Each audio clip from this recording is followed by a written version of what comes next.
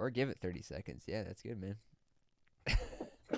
Yeah, I thought we would just ease into this one a little bit, Oh, sure. give the people some sweet, pillow talk before we dive in. Besides, if I'm being honest, I feel like we haven't really, loosened up before we start the episode. I mean, the rest of us have, but we haven't with Mark here. Look, he's still not ready. See, this is why I'm doing this. What are you talking about? I'm ready. I'm born ready. Are you? Because you seem like you just woke up. Let's hear some. I haven't heard you talk more than like 5 words so far. Is your voice warmed up? Is your voice okay? Last I heard, it was almost. Oh, nope. La la la la la. Yeah. Okay. Good as it gets. People are going to love this. I can just tell. I can't wait. All right. Good evening, everyone, and welcome to Fort Awesome, or should I say, Passing Notes, the podcast where we're sharing music across generations. I'm your host, Bart Hansen, with my co-hosts, my younger brother, Jack, my father, Mark, hello, and our good friend, Hale Jones. Hi. Whale of a kid. Like I said before, tonight we're going over the Alternative Champs 2005 album, Welcome to Fort Awesome, where the beer's cold, the music's loud, and the women in the songs you're probably related to. Well, they are, I mean, the ones who are writing it. Before we get into it, how are you guys doing this evening? Jen, I know you're having a little bit of a stressful evening, but what about you two? I'm good. Mark? Yeah, terrific. Been looking forward to this.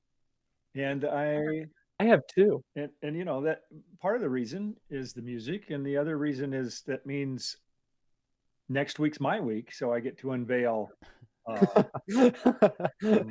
my piece. Get ready to rock. And the banter. Oh, the banter. Missed the banter. A lot of banter. And once we get started, things were flawless until we started the pod, and then we immediately have some technical difficulties. Why? Yeah, why is look quick turnaround. Look how trained and practiced I am at fixing that. People didn't even notice I was gone. If these were audio listeners, they'd have no idea my video and mic completely just stopped working. True. But Spotify people will have no idea. 100%. Which is, I think, where most of our listeners are, or should I say, most of our listener are. Yeah. There you go. Yeah, I definitely missed you guys, man. What was the last one, 2 weeks ago? Or was it longer than that? No, well, we finished Grinder Man last week, right? Oh, was it just last week? Okay. Yeah, man, but before that it was like 2-3 weeks. Yeah. It seems like it's been a while. I don't know why. You weren't really there last week, though. Yeah, last week you were just kind of like, yeah, what they said. Yeah, I was in a bad mood that day too. That was not a good day for me. Bart refused to come out of his trailer. Yeah, I'm sorry. I'm sorry about that. That was. I apologize to you guys and to our audience. Yeah, and that was weird because he was the one who texted saying, "I'm so ready for tomorrow." That was the day before. I had completely different. All right, let's go. Let's get into this thing.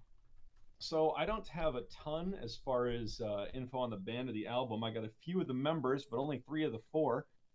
Rick Randall on guitar, Dave Massey on drums, and Mike on vocals. I'm not going to touch that last name. I thought about it. It's really too bad that I'm not still carrying mail, so I would have had a lot more free time. Because I think they have a phone number on their Facebook page. That's how big these guys are. And I'm wondering, I mean, it could be an agent, but I'm wondering if I wouldn't just call that and get a member of the band. So I could have just asked him a few questions. I think that could have been dope. Or at least I feel like it'd been cool. I feel like if I would have gotten in touch with them on social media, I could have gotten some interaction. So definitely kind of a missed opportunity there. But Maybe in the future. Maybe once the pod's out, I'll send it to them, see what they say. They're from Charlotte, North Carolina, and I just found this out when I was fact finding today.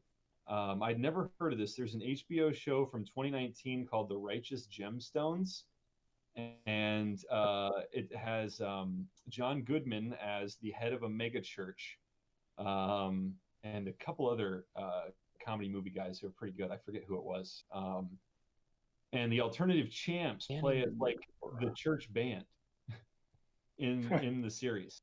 So I'm dying to see that. I'm gonna check out HBO Max when we get off of this and see if the show's on there, because I gotta see these guys in this show. But I never heard of the show, so I don't know. It might have been something that bombed. But so a little bit of backstory with myself and the album too.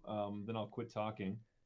I guess before we get started, did any of you guys happen to check out that music video I sent out, or the YouTube song I sent out today, or was it yesterday? No, I did. Yeah, I listened to some of it. Okay. Kale? No. I didn't get a chance to. So you heard that song, Dad. Would you say it's similar vein or not? No, not really. I didn't notice it being as silly as some of the others. Yeah. I did notice that the quality of the music, like most of the songs, is high. Yeah. But it's good. Yeah. Well, this is from a while ago, so I don't remember super well. But that song I know for sure that I sent out. It was called "Look at Me, I'm a Winner" by the Aquabats.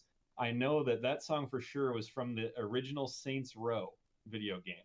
It would play on one of the radio stations, and it's a goofy ass song, but I loved that song, and I'm pretty sure that I found this album from a Pandora station. That's how you know it's old. That I made off the Aquabats song back in the day, and it played "Set Your Face on Fire," which was like the only single from the album. So I found "Set Your Face on Fire," loved that, and then if I remember right, you couldn't stream this shit anywhere. I mean, this was back in I think Saints Row came out in 06, so it would have been 06, a year after the album. And this, I don't think there was Spotify. I don't think there was, maybe there was, but I don't know. These guys definitely weren't on there. If I remember, I bought a copy of this album. I went to Barnes and Noble, and they had one copy of the album, and I picked it up because I know I didn't order it online. I wouldn't have been able to back then, so I had to have gotten it in the store, and I still have it. But anyway, simpler times. Yeah, it's good shit, man, and I'm glad I do have it. Especially since to me it's like kind of my own cult classic. But yeah, that's it. Do you guys have anything else before we drop into the track by track? I would like to give you the most obscure award right now. This is the first time you can't find the lyrics to these guys on the internet. Dude, the lyrics to every song are in the album, and I almost sent them out to you guys just in case, but I kept forgetting. I wish I'd had them. I was, huh? Said plug them all into Genius. Some free IQ right there. Yeah, I should. Yeah. I couldn't believe it. I'm just like, with each song, I'm like, again, no. And again, no. I'm like, has anybody heard of these guys? I mean, how obscure is this? Yeah, the answer is no.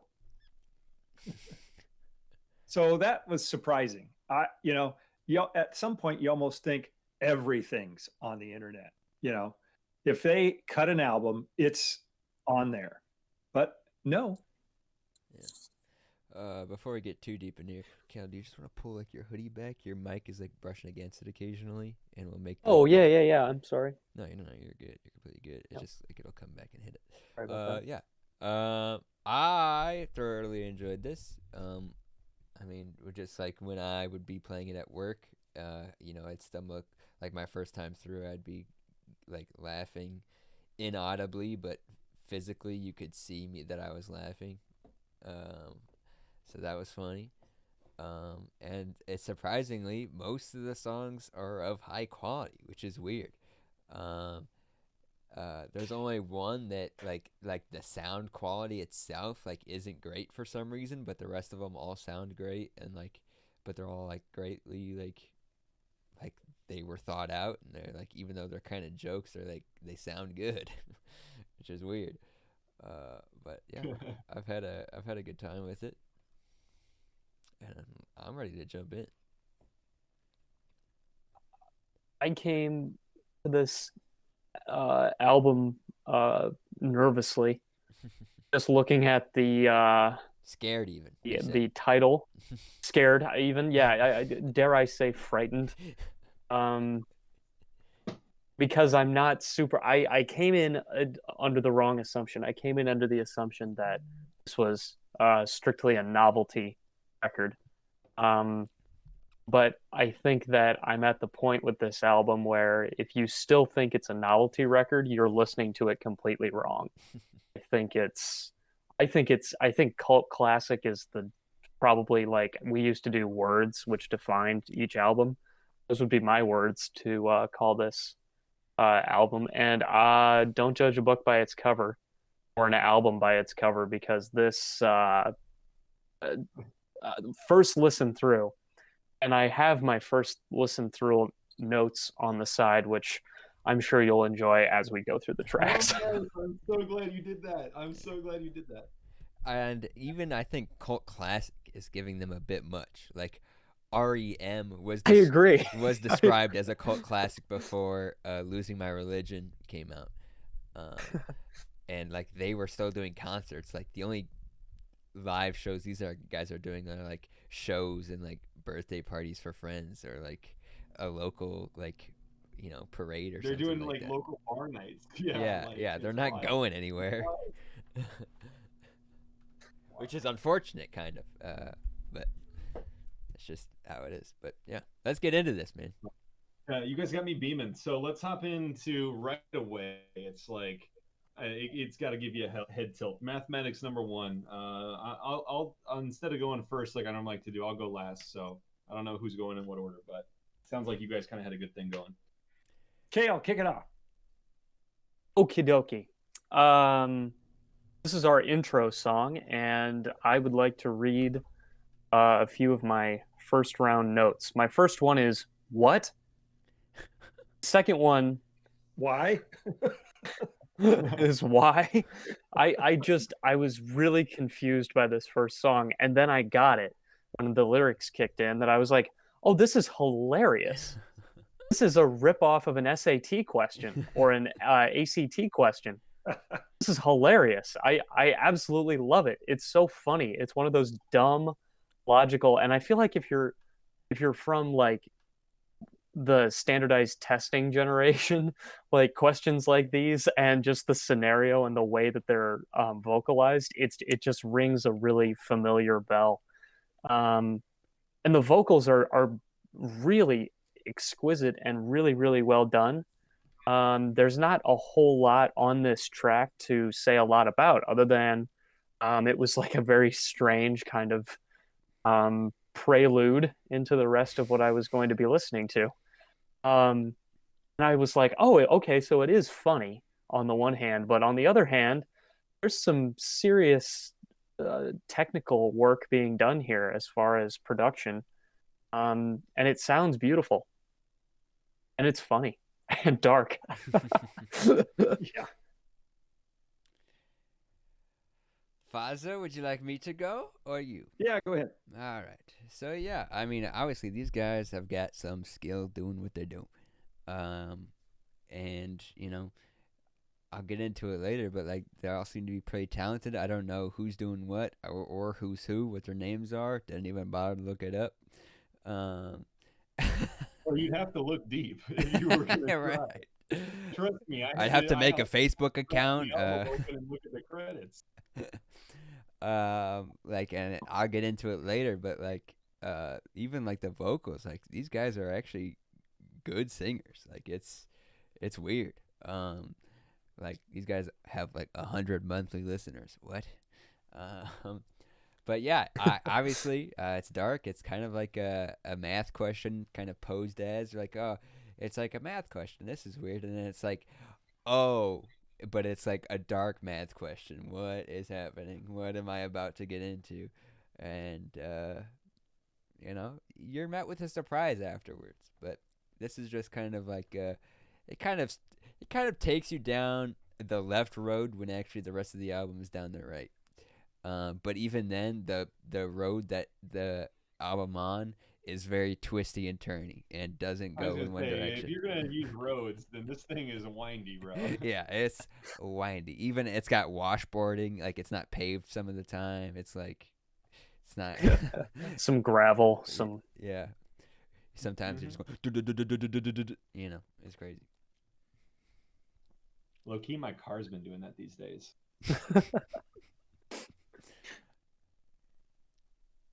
Yeah.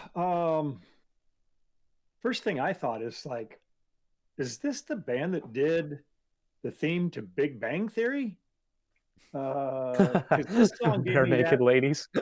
That gave me that vibe. It's like kind of sing-songy, fun. Instead of science, it's math, but kind of the vibe's the same. That's what it reminded me of. Silly yet informative. Kind of like Schoolhouse Rock, although yes, much, much darker. Creepy house rock or something. But that is a theme that kind of makes you wonder all throughout this thing. It's like, well, that was done well, and the instruments are done well, and the vocals are done well, and it's like, why are these talented artists doing these kind of songs? I need to know more about these people. What is their deal? They're children, even as adults. It's kind of, and it's it's unusual, and kind of grabs you. And after a couple listens, you join the party. Can't hardly help it.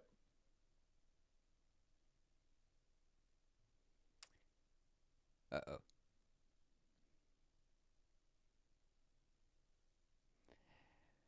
Well, and that about does it for Alternative Champs this week, guys. Thank you for joining us. Unfortunately, our host is cut out. Usually Thursday nights are a problem. Evidently, Friday nights are a problem as well. Evidently, every night. At his household. Disappointing. Yes, it is a shame. Oh. We are getting something. Hold on. We're reading something on the signal.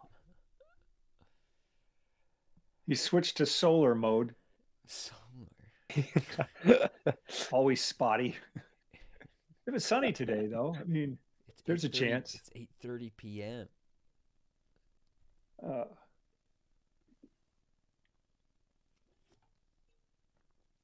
was nice out today.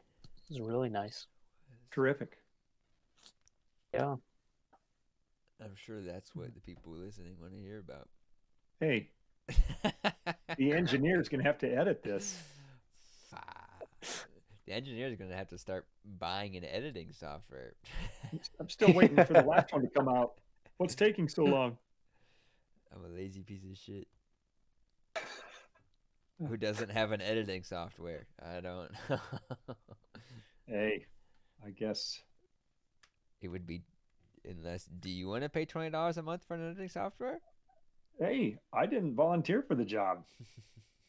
Oh. He volunteers for the job when he didn't think there was any work involved. I knew there was work involved. I just made it so I didn't have to. Yeah. Oh, shoot. I really, I'm tempted, should we just move on? But, he just seems so excited to talk about it. I want to... Yeah, he's rather giddy. Come on. Yeah, he's got to be part of this. I'm almost wondering, can you guys hear me now? Yeah. Yeah. I'm almost wondering if there's something when we do this that I kicks don't know. in. because it's just not this bad throughout the week. I don't know. It's truly just the nights we try and do this. I mean, it is bad. It's like sometimes, but never like this. Never where like not even my browser will. So I'm not sure. Well, I don't know. I'll have to figure that out. All this video, too much bandwidth. That's what I was wondering. Is it actually? I was actually wondering that. But I mean, I pay for the top tier MediaCom, so I don't even know what bandwidth means. Shit, you know. Anyway, sorry. Let's just try and pick up where we left off. So this is right away. I'm dying to know what you guys are thinking, especially because this one isn't necessarily, like you guys have said, the best intro to the rest of the album. It's just like, it's a little teaser before you go into the dungeon. Like you're in a video game, there's like 10 ads outside before you get in and you actually start seeing what the hell this is. And I love that. The juxtaposition, I mean, you guys hit on it, of like the gentle, tender music sound with like the dark humor, graphic storytelling, just does it for me. I love it. And it's, that's the tone going on. Welcome to Fort Awesome, boys. Welcome to Fort Awesome, and awesome it is indeed. First listen comment was, oh, this is nice. My other comments include, wow, and funny, fun, and catchy. I think those are the three things I can describe. Welcome to my Fort. It's like, come on, man. Fort Awesome. It's like, yeah. There's something really sophomoric and good word. Good word. Word of the week. Word of the week. Ding ding ding ding. And ding, ding, ding. Youthful, and just it reminds me of being a kid. I was smiling through a lot of this song, and I think that should speak for itself. I got like late 2000s vibes, which is kind of appropriate. Some Weezer. It sounds a little Weezery. A little Franz Ferdinand-y, and other bands like that, which I like. I like all those groups. I'm also, just for the record, I'm extremely happy that Bart chose an album that has instruments that I can actually recognize. that I really appreciate. Something about the joy of early 2000s music which really gets me going. But it also reminds me of the Frank Zappa song Joe's Garage, which is based off of the same idea. You bring all your gear, into a place for the jam, and the jam's too loud and your mom yells at you to turn it down, but you just want to keep turning it up. I love that. And this song is, I wish there was more from this song, but I think that's a good thing if I'm left wanting more. Fort Awesome? Yes. Yeah, it's like a Cartoon Network TV show theme song. Like if the Spy Kids Next Door were less cool and just had a tree fort or tree house, this would be the theme song if that was the show. And it could be like an alternate reality at Ed and Eddie. Yeah, there you go. And I love it. I mean, just kind of like the beginning, like even the way he goes, awesome, like at the beginning, I love that. That caught me. I'm like, wow, that was weird, but I liked that. Like it wasn't even like particularly great. I just liked it. Like the way he kind of does those vocal things is kind of fun, which is he's got some nice ones. Yeah, and then they say you gotta keep it down. Yes. I love that. Yeah, I mean, this is just a great tune all around. I mean, I didn't even want to bother going technical with this album, and I didn't. I just want to talk about the song, and like it just blows me away that it is good in itself. Like I didn't expect it to be anything when it's like 100 monthly listeners. I'm like, well, these guys are fucking garbage. They're passing out their mixtape on the boardwalk. I don't know. Downtown Waterloo. They're like, hey, you want a free CD? Drive-through liquor store. Parking lot at the drive. Yeah, like they're working at fast food and they'll slip their CD into their bag. Anyways, great song. I love it. Bart's cutting out. Going, gone. No, yeah. I'm here. Oh, okay, good. Cool, man. Oh, sounded like you were gone for a quick minute, but you're here. Yeah, this evokes couch cushions, blankets, and clothespins. And I like the tune. I was anxious to see the lyrics because I had trouble making out the lyrics. And of course, never did. So after listening to the entire album, this one's actually probably among the least memorable for me. It's not that I don't like it. There's nothing not to like, but it didn't have the certain hooks or lyrics that jumped out at me and grabbed me like so many other ones do. So I thought, oh, of course, like this is kind of par for the course for a lot of bands where the title track to their album is the weakest track. I don't mean to say it's a weak song. It's not necessarily, but it's like, for me, the title track happens to be one that doesn't stand out for myself. I did forget to mention about this song is the audio quality. This is what I was talking about. Is oddly weird on this one by itself. And it's the only one that sounds like kind of distorted, like not maybe on like professional equipment, like like it like is recorded on a micro, like everything was plugged into amps and then there was a microphone set out in front of the band and then that's how they recorded it, instead of just like plugging straight into the computer, which was a little bit weird. Like there was a little bit of distortion going on, and like none of the rest of the songs have that. Like if you play this song, if you look up the song on YouTube, it sounds not great. And the rest of the ones sound great. So it was weird. I just don't know if that was on purpose to sound more like garage bandy, but like no other song does that. So it's like weird that they just do it the one time and like it not be super obvious about it. So I don't know, just something. Yeah, I can't really speak to that. But I do. I mean, I agree. At least his voice is a little distorted in this one. But yeah, I agree with you. I mean, I still really like this song, but I think her the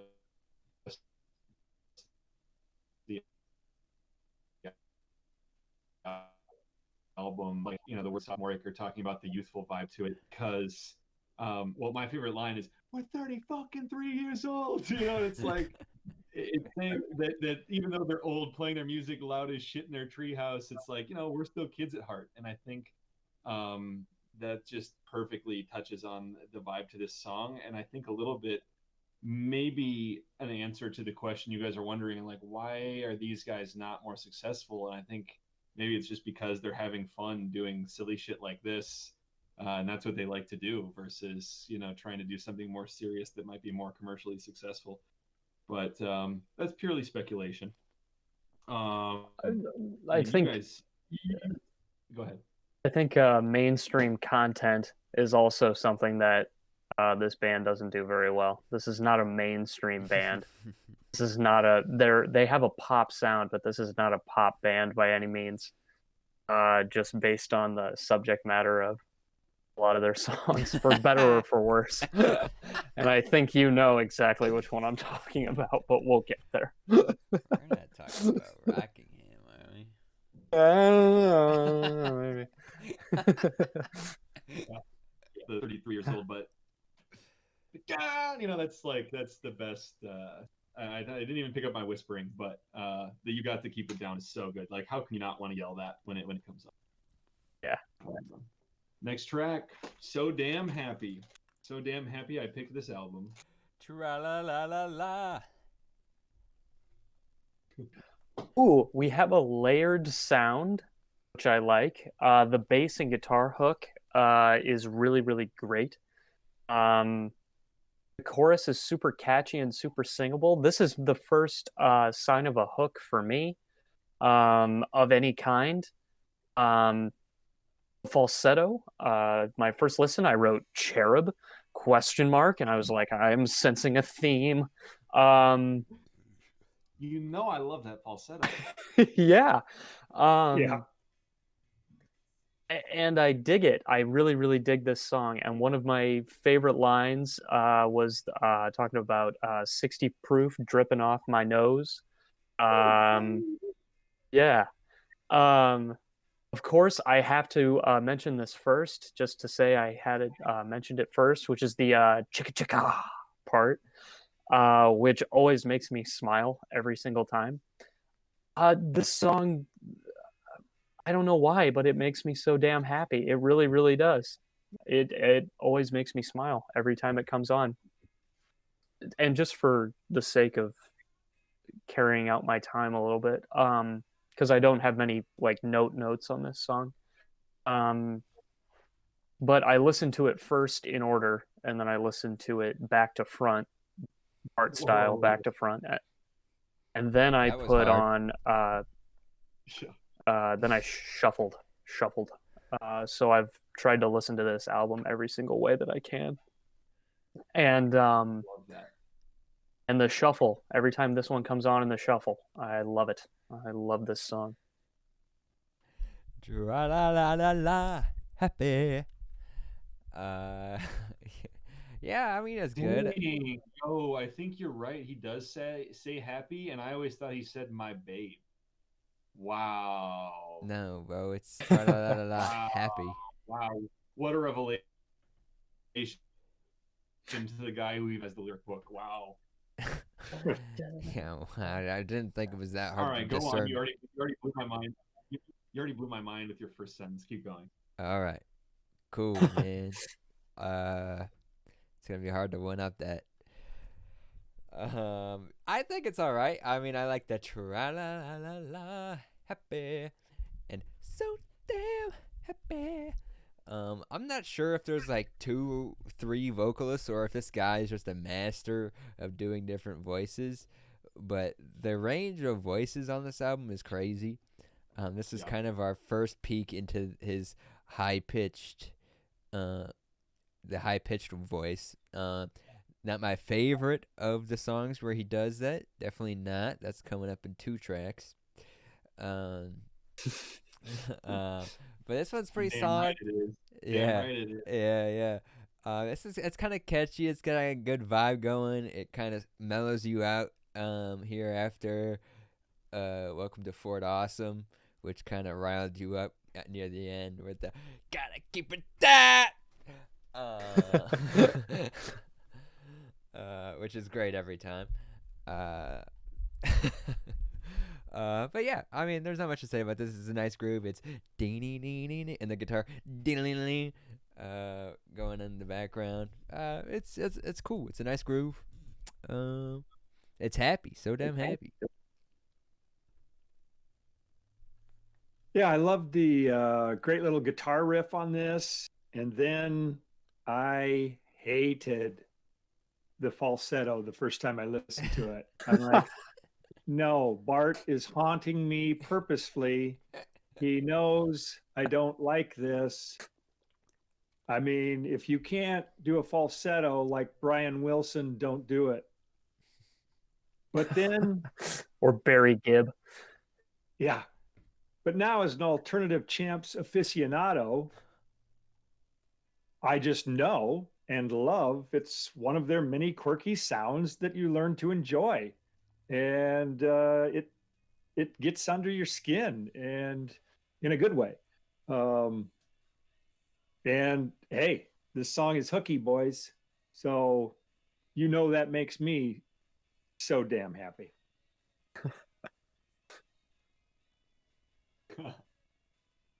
Yeah. So if I said this was a summer song, would you guys agree? Yes. I'd say this album is a bit of a summer album. Yep. Yeah, I could see that. I could agree. Maybe not every song has a direct correlation, but like there's some that definitely do, and just kind of the vibe throughout can kind of be, I think. I agree with that. This was the song. This was the song for me that I was like, how do these guys not have? Like, how is this not? This is a radio hit to me. It's got a great hook. It's fun. It's funny. It has a summer vibe to it. The lyrics describe sitting on a hot day and looking at an attractive person. To me, this is like shocking that this is not a radio hit from the early 2000s, because it should be. It should have been. I think I might have heard it playing at Lost Island once, but I'm not sure. No, I didn't. No, I didn't. So I asked if it was a summer song because I wanted to ask, is it... I feel like most summer music, if not all summer music, is kind of happy, right? Or usually has like some kind of... It's not too often you hear like a summer... Like Summertime, even Summertime Sadness, the name of the song by Lana, is like kind of an upbeat song. I mean, maybe it's just the remixes I've heard, maybe not the normal version. But anyway, and I'm just like, is that just because summer is normally a pleasant time? Or like when you hear like summer themed songs, it reminds you of like...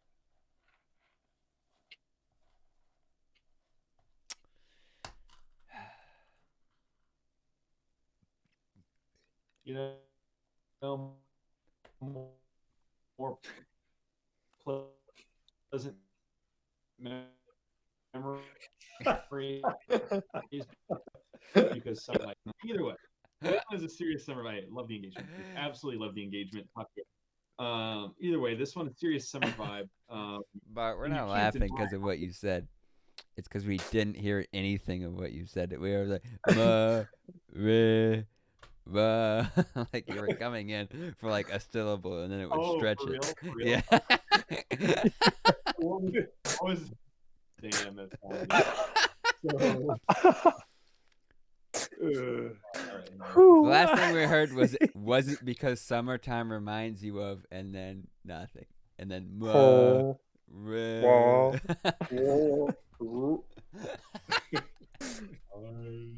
Yeah, exactly. Yeah, I don't know. It's just like, what is it with summer music and being like happy music? You know, Yeah. Well, the Vault song, my Vault song, anyway, it overwhelms the whole album, making you think of nothing but summer. I think I'm in agreement with you. Yeah, it sounds like we're all going to be, which makes me so damn happy. And honestly, one last thing about this thing, I don't know if you technically call it that, but I'm going to call it the surf guitar, the like it,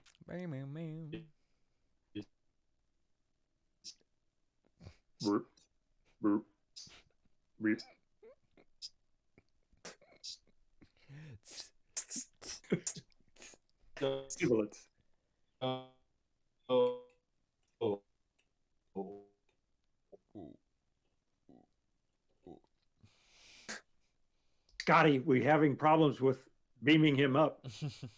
We're only getting certain particles. It's the Spaceballs joke where it's Spaceballs joke. You're bad. His ass is on the front of him.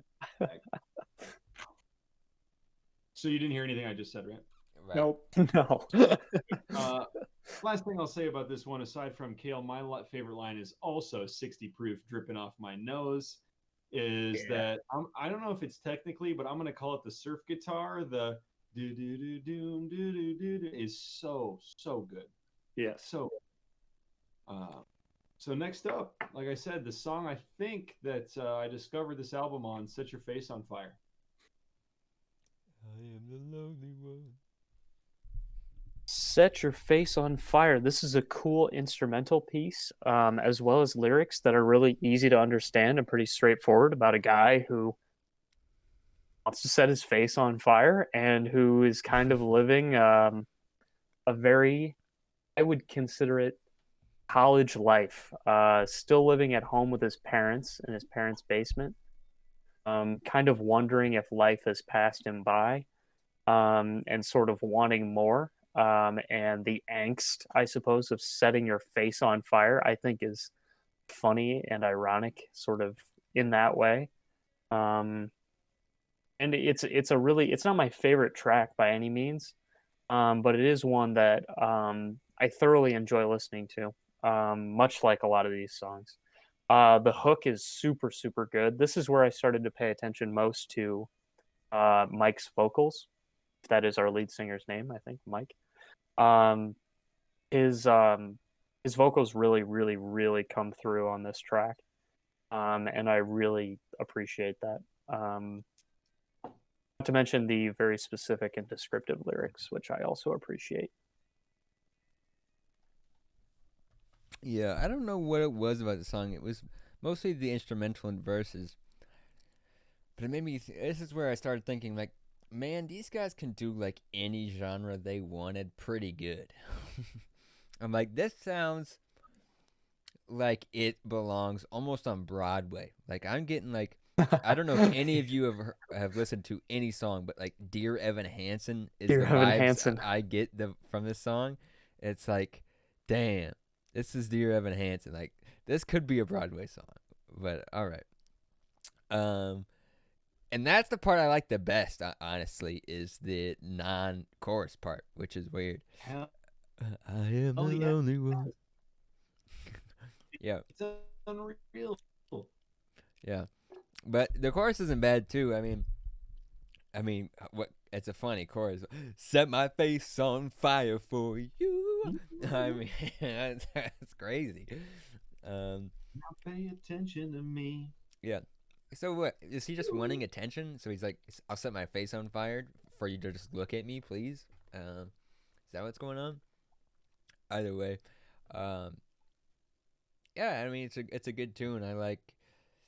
I tried playing it for Jasmine to try and see if she caught that Dear Evan Hansen, and she didn't really get it. And I don't know why. I think she likes that musical too much, and she thinks that this sits below it. How dare she? Yeah, it's too highbrow. It's too lowbrow for her. I think it's a good tune. I think it just shows like how diverse they can be, and they don't always have to be in that rocky part. Like I said, the non-rocky part is my favorite part of this song, and the part I think they did best. So I don't know. This is the one where I'm really upset I don't have the lyrics. Because I'm trying to trying to figure out what he's saying, and I'm like, is he an object?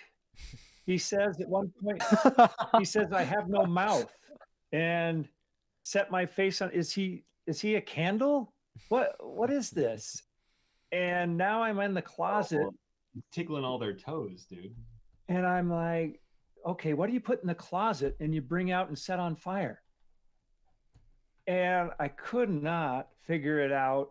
And I so wanted the lyrics. And this song just confuses me. I mean, if it's a person, I have no idea why he has no mouth. Maybe it's just metaphorically speaking. I don't know. But I do know that the greatest line in a song called Set Your Face on Fire is, I light up every room. Yeah, yeah. It's hilarious. I'm just like, oh my God, set my face on fire and light up the room. You betcha. Every room I walk into. That's worth the price of admission right there. How much you pay to get in, anyways? Yeah. Back in the, I mean, what did albums cost back in the day? Probably $12. I don't know. Well, you know, this one wasn't even a jewel case, so maybe $9.99. Anyway, this is the track that started it all, which is so funny because now it's pretty much an insta skip unless I'm in the right mood. But teenage me latched onto this so hard, and I couldn't say exactly why now. Was it my desperate need for attention? Was it frustrated with where I was at and wanting to set my own face on fire? Was it because I hated how much acne I had? I don't know. Maybe it was just the music. But either way, now this one's kind of a middle tier track for me. Still very amusing, but more of a kind of woe is me song. My favorite part is probably the offbeat drums when it's kind of like a break in the vocals, and it's like the or something like that. I really like that. But here we go. Yeah. Yeah.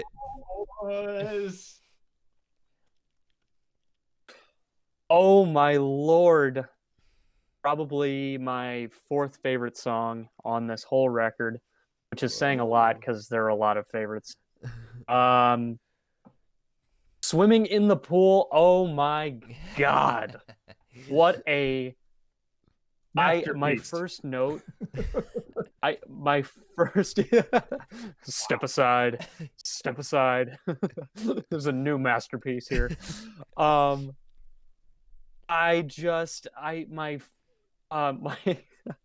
on my second listen, my note was, I'm fucking smiling again. I can't help it. I really like this song. And it made me smile. Just because I love the late 70s R&B soul sound with the beginning. This song to me is buttery. I love the part where he goes, damn if it wasn't hot. I just love that. And it makes me laugh. And it makes me laugh every time. And the second part that made me laugh every time was when he calls himself a swimming pool whore. I have to pause the song to laugh. And I keep going. Oh, I love this song so much.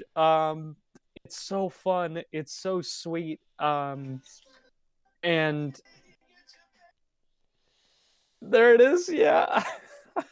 That's right. I'll be swimming. Yeah. It's just got that slow like palm tree swaying beat to it, and this song is rivaling So Damn Happy for a summer song, in my opinion. God, I love this song. It just makes me smile and laugh. Yeah, it's so funny. There's so much great about this song, and the lyrics are I mean, how can you write anything better than flip flap flapping in my floaties? Oh yes, it's so smooth. Yeah, and don't bring your horse in the pool because that's against the rules. Dropping my trousers, I put on my banana hammock. There's so many great lines. Chlorinated waters for people like me. I mean, maybe I should wait 30 minutes. I'm just going to sing the whole song at this point so I don't get no cramps. He just going through the whole day. We putting the trousers on, getting in the pool, swimming, doing all the different types of swimming, backstroke, freestyle, playing Marco Polo. Little butterfly. Yeah. Is that a fish out of water? I mean, he eats and waits 30 minutes to go through. I mean, this is a pool party, man. This is the summer song. It's great. I don't know if you've gotten my hint, but this is my vote for the vault. Added the drill sound. We added a driver there at the end. Yeah. You could bust this thing open. Yeah, next time I'll add hammers too. No, this song is great. And actually, it seems to be the most popular song on the album with 4,090 plays this month. Well, about 1,900 of those are me. Oh, okay. Us, yeah. Yeah, great song. I mean, this is just fantastic. I'm singing it, and swim it, swim. And the first time me and Dad were singing the lyrics at the dinner table with my girlfriend and Don, they were looking at us like we're stupid, and they're like, "Well, what should we talk about since these two guys are being doofuses?" And my girlfriend still thinks I'm a doofus, and yet Mom the next day was singing the lyrics. She was saying flip flap floaties, and I'm like, nope, it's flip flap flapping in the floaties. I mean, you can't not sing it. I mean, it's great. I'm always just gonna belt that. Next time I'm at a pool, I'll be like, flip flap flapping in my floaties. This song, this will be the first song I'm playing before I jump into any pool. It's going on. And the amazing thing is, it's so damn just like good. It's just good. Like the music is so good, but it's so funny and ridiculous. I'm sorry, Mark. No, you're all right. And this is the Monty Python litmus test song. Yeah. This determines, like playing certain Monty Python sketches. If the person doesn't get it and think they're the greatest thing, they're not going to ever get it. And that's this song. It's like, if you don't get this, you never will. If you don't think the cheese shop is funny, you don't have a sense of humor. Something. Listen, if you don't get the fish slapping, we're not friends. If you don't get that. Oh, yes. It's an instant classic. I mean, so many sounds reminiscent of other songs, but you just can't quite put your finger on what, because it's just a style. It's not necessarily lifted from specific songs. It drives me crazy. I'm just like, what does that sound like? Where'd that come from? Some crazy good vocals and some just crazy. I mean, you've touched on a lot of the lyrics that strike you as funny, and then there's just the lyrics that say nothing.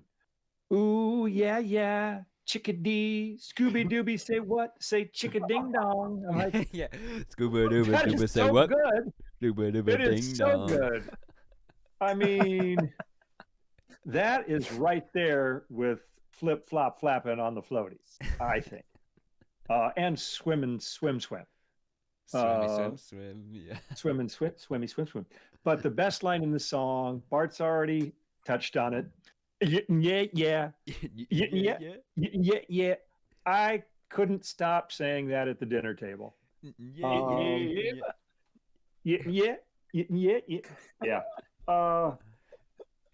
Too much fun. Just too fun. Oh my god. And I thought I was gonna have so much to oh shit, I didn't think I needed to do it, but the banger alert's still going off. It's still going off about it. Banger alert. That's right, I be swimming. Man. I think it's a slapper too. Slapper. The lounge singer vibes, the lounge singer freestyling is just so fucking strong in this song. It's so strong. And I don't even know. Oh, God. Why? Backup vocals? Are they just overlaid vocal tracks? I don't know how to get around. Yeah. Okay, where did I go on? I got the energy on this track. I don't even know. Ooh. Right after the lounge singing freestyles. Yeah. I was just saying, I don't even know if it's the same guy or if it's backup vocals, if it's an overlaid vocal track, but all that is absolute fire. Every line is fire. This is an all-time guilty pleasure track for me. And are you kidding me with the Marco Polo Bridge? How did nobody talk about the Marco Polo Bridge? And do I hear a fish out of water? I sang that. Are you kidding? Nobody's gonna hit that. That's my shit. That is my shit. Anyway, yeah, this is gonna be my vault pick. I don't know. I don't know how I thought you guys weren't gonna be into this. Like, I thought you guys might be into another one. this to me is no question. This is the number one. And with that, maybe big sleeper coming up. Sleeper alert! Sleeper alert! Squishy My Love up next. Oh, squishy, squishy, squishy, my love. So I don't. I love this. I love this damn song. From the catchiness of the chorus and the hook to the weird, dramatic, like operatic section in the middle. Squishy, squishy.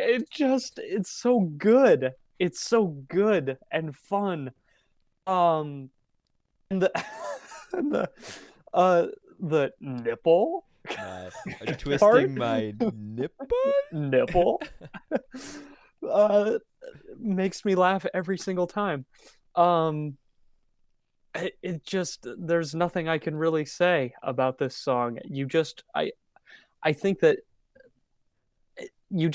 I implore our listeners, all 4 of them, to please listen to this song. I beg of you. It's so funny and fun and catchy. It's catchy and musically fun.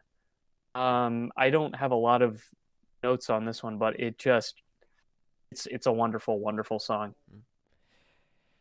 Yeah, I mean, it's catchy for sure, and even though like most of the song is just like the same kind of repetition, just the words changed, like that's not even like that's catchy in itself, but can get old. But just the music behind it's so rocking. Unreal. It just yeah, bangs. it's like this could be a Justice League song, bro, and I'd be banging the hell out of it as Batman's kicking ass. Or this is like a alternate version of the Justice theme seems. But yeah, the operatic version. Squishy, squishy, squishy, my love. Twisting my nipple. I mean, great. Every time when that goes right back into it. I mean, you're like, what was that? What, we're just gonna resume after that? Whatever. I mean, yeah. Then you're just back into it. I mean, yeah, I can get kind of old, kind of the squishy, squishy, squishy, my love. Okay, so what? And it's it can't. Well, it can after 4.5 minutes, I think. But at some point, I'm ready for it to be done. But it is funny, and I mean, I'll give it I'll listen 3.5 minutes way through, but that last minute, man. But yeah, I think it's a solid song. I mean, maybe it goes a little too long, but I think it's good, funny for sure. Yeah, this is Alt Champ's Bohemian Rhapsody. Yes. Okay, you can't even call it the Bohemian Rhapsody. Rockingham is, right? Well, yeah, I don't know what that is. That fucking song. That song. That's a Rockingham. That might be a fappening. 3. Okay, hey, well played. 3 styles in this thing. Yeah, the straight up great pop, pop rock, the distorted heavy punk, and then the pale Tame Impala part. Impala? On that? Hell no, I can't give you that. Oh, well, you know, I don't even remember what Tame Impala sounds like anymore. But... Hey, I still got that second album. Let me know. Don't threaten me. But the bulk of this is straight up pop rock, and it is really hard not to like. It's a I lost the word, but it's a powerhouse pop rock song for the most part, other than a couple of other chunks of it, and very catchy, as Cale said. So I'm enjoying it. Jack, do you have this queued up? Does this one start out with the guitar right away, or does it like wait a few seconds before the guitar? No, it starts out with just squishy, squishy, squishy, my love is the first part. He's singing, and it's like an acoustic. It's not quite the rockin' part. Squishy, yeah. Okay, She's squishy, my love. This song is so, well, first of all, it's so stupid. Like, the love, it's so stupid. But every time I listen to it, I'm like, oh yeah, I'm about to skip this one. But I usually wait a little bit, and then it'll get to that, and I'm like, fuck. Well, I guess I'm in it now, and I don't skip it, and I keep hearing the lyrics, and I'm like, I can't sing along to "Squishy My Love." I can't sing along to this.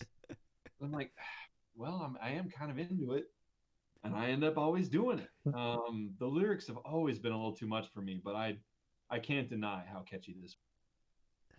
Very solid. This is, in my first listen, this is the moment where everything changed. And for the rest of my listens and for the rest of the album, I was like, oh, I'm way into this band. I'm way into this band. Because it takes everything that I hate about pop music and mainstream radio music. It just takes all of it, doubles down on it, makes it really sound good, and then gives it the most ridiculous lyrics ever. Squishy, squishy, squishy, my love.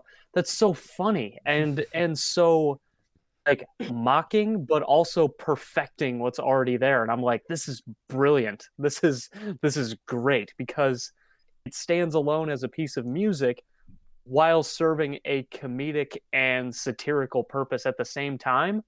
Yeah, man. Yeah, the Monty Python of early 2000s music. Right here, Alternative Champs. I loved it. Awesome. Super happy. And I am super pumped about this next one too. Animals sleep in the craziest places. Yeah, and talk about some more crazy fun lyrics. Dream on, Fuzzy Bunny. I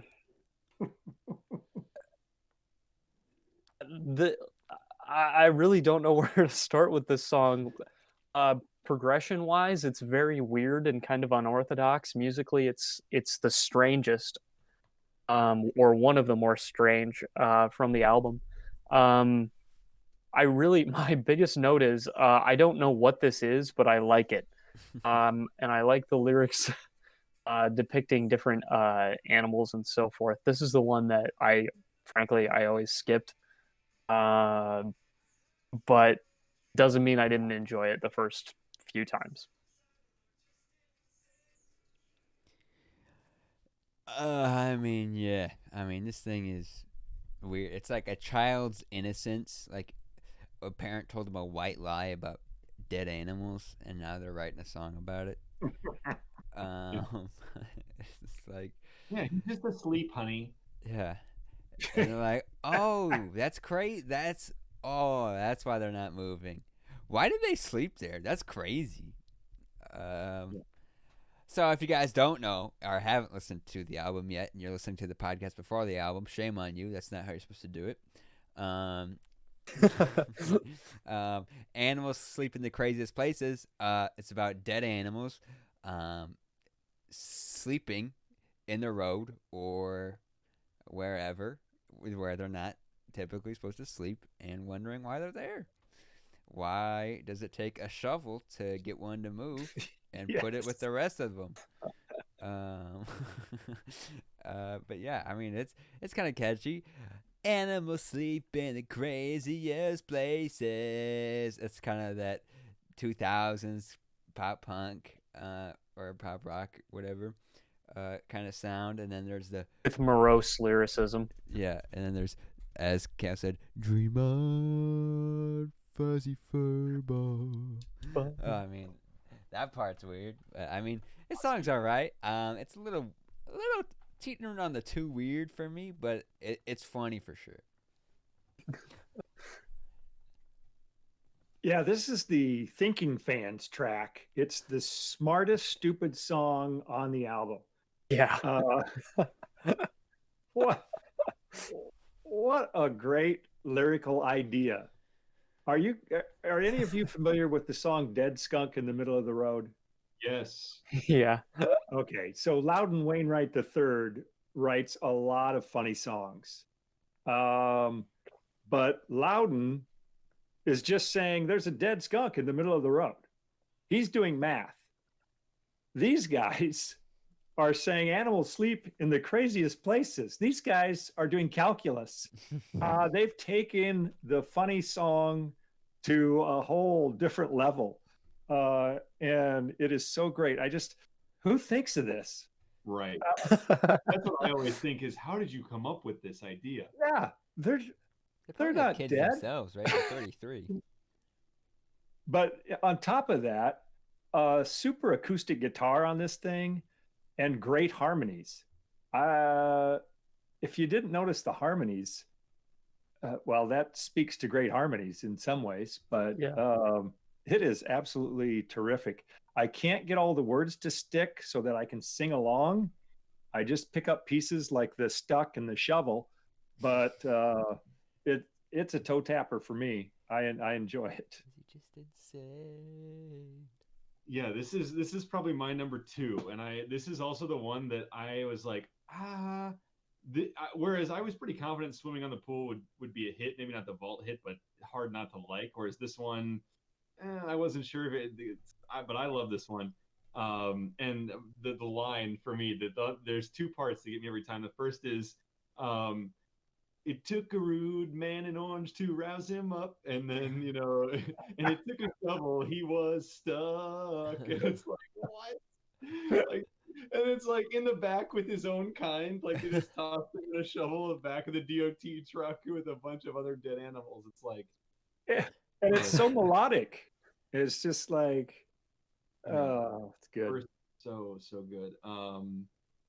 And what's the other line? It's Mr. Possum, what are you thinking of? I mean, that's great, but that's not. Oh, it's it's at the end of the final chorus. It's not even a funny line. It's just a great music moment. It's like, they try to sleep with the cars going by and the trucks whizzing over, and I don't know why. It's like, yes. Oh, that's so nice. It's so nice. Yeah, and you can picture it. You just see. Too good. Because we've all seen it, right? That's why we can picture it. I don't know. To me, the music doesn't especially stand out to me. But to me, the lyrics on this one are just, it's a never skip, just because I love singing along to it because it tracks. Is this the first song where we hear synth? That kind of spacey kind of sound? Or what is that? Do we know? Do you guys know what I'm talking about? I have to even listen again, because this is one of the weird songs where I almost solely pay attention to the words instead of the instrumentation. There's this kind of like weird like space that goes like kind of in the background. At least it's at the start, anyways. It's like some weird electronic kind of thing. It's not really an instrument per se, but I would encourage you to give it a listen. It's like the first time we hear something that's not an instrument that you know when it is, right? But anyways, there's something to point out. Cool. Yeah, I mean, I'm definitely going to listen to it again, so the CD is always in my heart. Gay 90s up next. The Gay 90s, yes. My first note was, oh shit, that guitar hook. It's a great one. This is a killer guitar track, by the way. It's so fun. It's so musically fun. The lyrics again are really funny, and hilarious. Sad to have the gayness behind me. And then what's the next part? I hope those gay boys never find me. Yeah. Yes. I hope those gay boys. It's funny. And then in the middle of it, there is this murderous guitar solo, like really, really good guitar solo with great sound.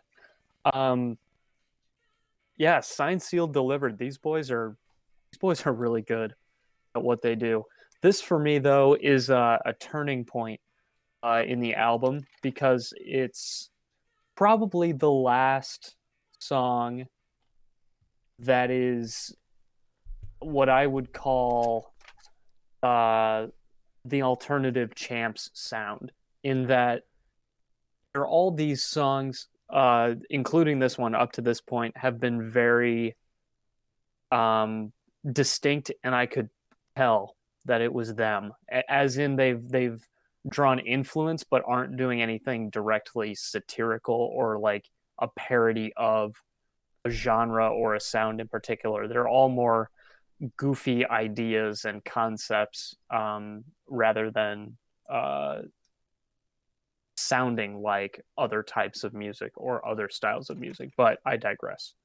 We'll get to that point. I love the gay 90s. It's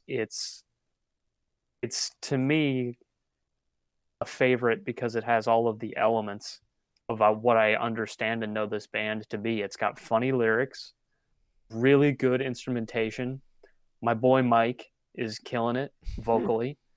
And it's a weird, it's strange. It's a strange take on an idea for a song. You know, you don't think to write a song about, you know, the gay 90s, but it's funny. I love it. Mobsters, Chicanos. I mean, I love that little part. He's just having fun with syllables before he gets into it was the gay 90s, and I hope those gay boys never find me.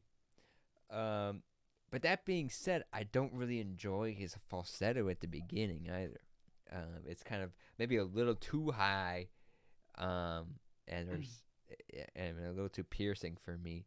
But then after his fun with the syllables, I mean, yeah, the chorus is funny with I hope those gay boys never find me. But it's just kind of like, yeah, this song is just okay for me. I didn't really super get it, like, to be a good song. I see it's one of the more popular ones on this album, top 3 for sure. But yeah, popular in their standards. But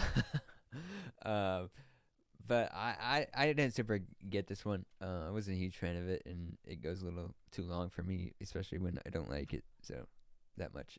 But obviously, it's still funny. They're funny guys. I fall in Cale's court on this one. Although the first time, again, it was that love-hate falsetto, but now the falsetto doesn't bother me. It's part of the trip, and I enjoy that. But this music, this is such a great song. Musically, it's a force to be reckoned with. I think you mentioned the guitar. I think there's a killer beat from the percussion throughout this thing too. Mm-hmm. It almost feels like it sounds like bongos or something. Oh, yeah. Musically, it's terrific. Very melodic, which I'm always in on melodic. And again, some great harmonies. Very catchy. This is right up there for me. I mean, it's not gonna overtake Swimming in the Pool. That's not possible. But man, this one's good too. You guys know why I love this one. My back hurt, my pants were tight, my body shook. You know, I'm a sucker. I'm an absolute sucker. Although, and I still love this one. Although I would say of the tracks, this is one that I gravitated to very right away, and it's falling a little bit flatter for me as time goes on. It doesn't feel like it hits as hard as, or versus, of course, like Swimming in the Pool, which is a never fail, and I still love Animals Great These Places. But there's no denying this is a great track. I got a really good story for the next one, and we're getting into some of the more interesting, believe it or not, maybe at least that's what I'm gonna say. Parts of the album, kicking ass, 'cause we're kicking ass. Kicking ass. Well, if I'm following my first listen notes correctly, the first note from my first round of notes was, this album just keeps getting better, ... or weirder. This is which I'm okay with. What the hell? Like, this song comes out of absolutely nowhere. Like, I mean, nowhere. I'm like, all right, I'll go with it because I'm with these guys now, and I'm like, I'll go wherever they take me. I'll go. What the hell is this song? This is so fun. AC/DC. That's exactly it. I say it's an AC/DC spoof. It's 80s hair metal AC/DC mockery. It's about kicking ass, and it's funny. One of my favorite, maybe my favorite line ever in a song, period. I'm gonna mow your lawn. Because your ass is grass. Because your ass is grass. And it's getting long. Because I'm a hedge clipping, weed eating son of a bitch. Yeah, you want it. Yes. There it is. Yes. Change of tone, change of pace. And the boys are pulling off this AC/DC sound. What? Okay. All right, go for it. And it's great. It's just great. My biggest note was what? Smiley face. And many yeses with exclamation points. I love this song. It's so damn goofy. Yeah, I mean, talking about coming out of nowhere, it's the gay 90s. And I hope those gay boys never find. Cause your ass is grass and it's getting long. Man, this thing is great. I mean, it goes dun dun dun dun dun dun dun. I mean, it's funny because it's like got gay undertones too. It's like, yeah, you want it. I mean, why would somebody want their ass kicked? That's the lyrics, right? Yeah, you want it. That's the lyrics. I was thinking more like, yeah, you want to kick some ass, but well, I didn't take it that way, but either way, it's just funny. I mean, like lines like SmackDown, Battle Dome, Rocky IV, they all kicked ass. Okay, now we're talking movies. What? All those movies kick ass or what? Yeah, I mean, I guess. And then it's just like Rocky IV too. Like just it's the fourth one kicked ass. I mean, this song is great. I mean, as soon as I heard it, I was audibly laughing at work, and it's like quiet. Like I'm just doing my sewing, and there's like 3 people around me just watching what I'm doing, and I'm laughing, giggling, and they're like, what? And I'm like, kicking ass. I'm like sitting down, like sewing, and it's like kicking ass. Like just imagine that picture. Yeah. SmackDown, Battleground, Rocky IV. I mean, funny picture, hilarious situation to be in. This song I quote all the time. I've played it in Discord calls several times since. The first day I queued it, and they're like, what is happening? And I'm like, I'm gonna mow your lawn. And it doesn't even sound like Mike, right? It doesn't sound like him. Like, there's no way I thought. Oh, it doesn't. It's like completely different. I'm like, no way. But now that like it's weird. As soon as I put like when I didn't know his name, I'm like, this is a different dude. But after like I heard his name, it's just Mike, and then I've been listening to it, and I'm like, well, I guess I can kind of hear it in the kind of the rasp and growl and a little bit of the tone, but like otherwise I wouldn't think it's the same guy. Like no way he can do squishy squishy squishy my love, okay. Or so damn happy, and then kicking ass, and does it so well. So it's crazy. He could do this genre if he wanted to. He could be AC/DC. Like that dude dies. This is the Tenacious. This guy is there. Yeah, Tenacious D. This is their Black. Tenacious D song. I mean, indicative of this is the Tenacious D song. Well, that's a better example. With the title of the next song, yeah. But yeah, great song. What did you say you played this song on, or for people? Discord calls. So like we're in here, and I would put it in. Yeah, that doubled. That has now doubled its listens on Spotify. I mean, yes, the vocals, right? That's not easy to do. Oh. I've heard many bar bands try to do AC/DC songs miserably. You can't sound like Brian Johnson or Bon Scott and not destroy your voice after 2 songs. I mean, but he doesn't. Not even Axl Rose. Egg. Yuck. Egg. But so we know what it is. It's a great parody. And Jack alluded to this, and I didn't know if anybody else thought this, and hopefully I don't digress too far into something that's maybe uninteresting to everybody else. But he said it was such a shock going from the gay 90s to Kicking Ass. And that's exactly what I thought. And I thought, knowing these guys, I don't know these guys, but I feel like I'm getting to know them and their sense of humor. To me, this was like, okay, this going from that song to this song was on purpose. It's like the disco backlash, right? After disco got all popular, no more. That's pussy stuff. We need rock and roll. And we had this burn the disco records and all this stuff. That's what I'm thinking is why they put it in that order. I'm thinking, touche, good call. No, I've definitely thought about something like that too.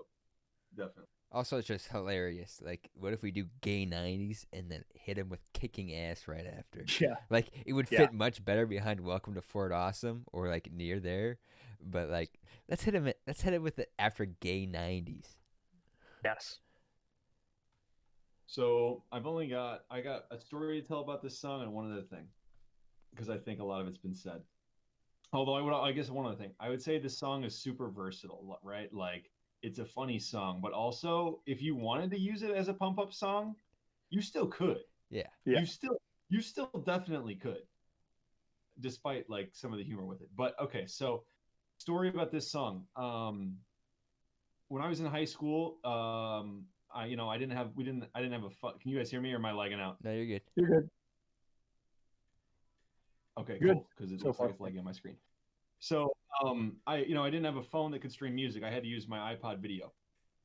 So whenever we were in my car, I had the plug for like the radio transmitter or whatever, and I'd just put my iPod. My iPod would always be on shuffle, right? And I always do. I still to this day, I have like huge song libraries, and I just hit shuffle in the song library. And one night after a high school dance, I don't remember which one. This would have been junior or senior year of high school. And I don't know if we're dropping our dates off or what we're doing. It's me and my date in the front seat and my buddy and his date in the back seat. And except I don't remember what the situation was, but our car's parked somewhere and we're waiting for something. And things end up heating up a little bit in both the front seat and the back seat, right? A little bit of making out going on. It's a little bit of hooking up. And my music is still playing in the car the whole time. And all of a sudden, in the middle of this session, this song comes on. And here's the thing. No one else in the car is reacting. Like, and I'm like trying to ignore this, and I just can't. It's driving me nuts. I'm like laughing. I'm like super distracted. I'm like not in the situation anymore. To the point where I'd be like, hey, hold on a second. Like, and then I grab my iPod. I got to change the song. This is killing my mood right now. She wasn't hard enough, evidently. I don't know. But Kicking Ass is too much. That one occasion. But for the most part, Kicking Ass does not get skipped. That's weird, because I think I've heard that story. You've told that story before. It just didn't include the Kicking Ass part. Yeah, probably. I think there was a different part. There was another part of that story that I don't know. So, my last thing to say about that song. There went the air, you jackass son of a bitch. You jackass son of a bitch. That's my favorite. Like jackass, son of a bitch. I don't know. To me, that's just like a hilarious. Who says that? Who says that? Nobody says that. You jackass son of a bitch. That is why it's so perfect. He says it with such vigor. Yeah, it is. It reminds me of one of my buddies in high school had this many word swear deal that he did, the same one every time, whatever, Jesus Christ, M and F and something, and it was always the same. And this reminded me of that. That always sounded, you got that he was mad, but you still wanted to laugh. And that's what this was, is like, he's serious, but that's still funny. I maybe need to get one of those, like a signature swear phrase, a series. I might put some serious thought into that. 7 dirty words, yeah. Yeah.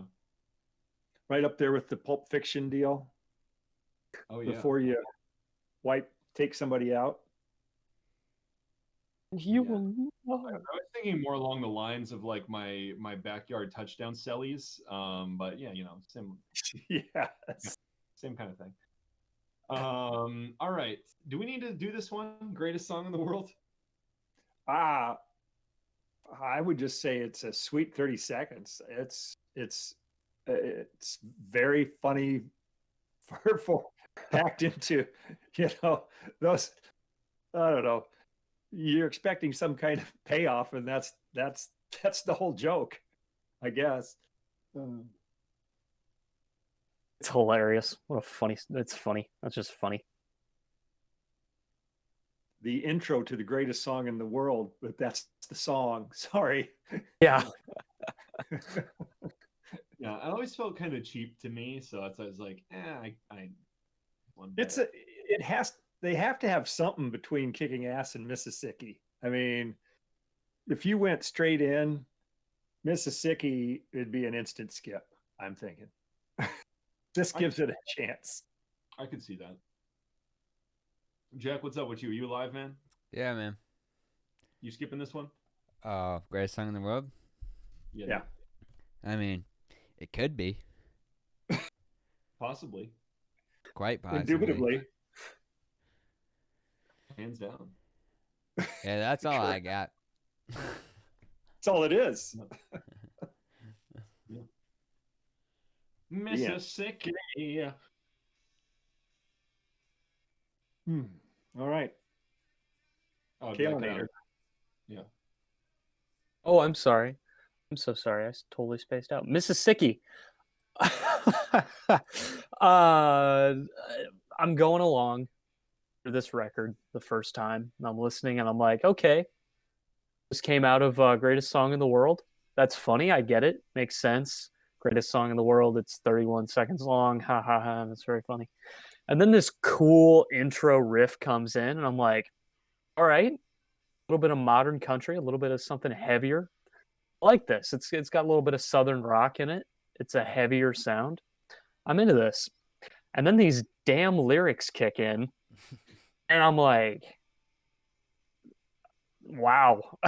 What is specific? What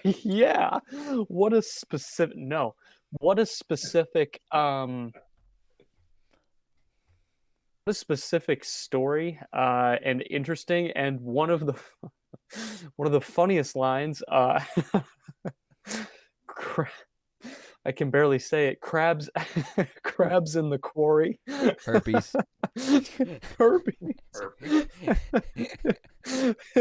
It kills me every time. And this song, I get it. It's a mockery of that sort of down south modern country sound, talking about things going down. Talking about a stripper who you went to the quarry with, and she, it's a fun song. It's really, really fun, and it's rocking, but my God. There's no beating around the bush with this song either. It's pretty straightforward. Oh yeah, motherfucker!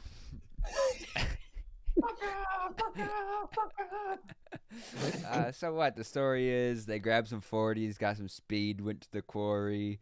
Danger. Did she jump in? Did she fall in? Or wait, what? I don't get it past that point. Like, is there? Did she die?